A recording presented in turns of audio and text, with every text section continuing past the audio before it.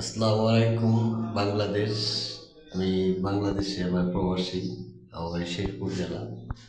তো বাইরে অনেক শীত, বিদ্যুতে জব করি এখন।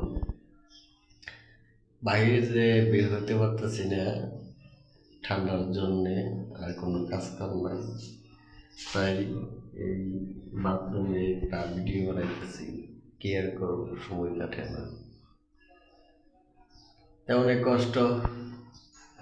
বাংলাদেশ সবাইকে স্বাগতম জানাই, ভালো থাকবেন। শীতের দিনে কেউ ঠান্ডা লাগাবেন না, আর দোয়া করবেন যেন আমরা তাড়াতাড়ি ঘুরে দেশে ফিরে যেতে পারি। চাকরি আর ভালো লাগে না ভাই, কি করবো, করার মতো কিছু নেই। ভিডিওটা শেয়ার দিবে, লাইক দিবেন। আর বাথরুমে বসে একটা ভিডিও বানাইতেছি।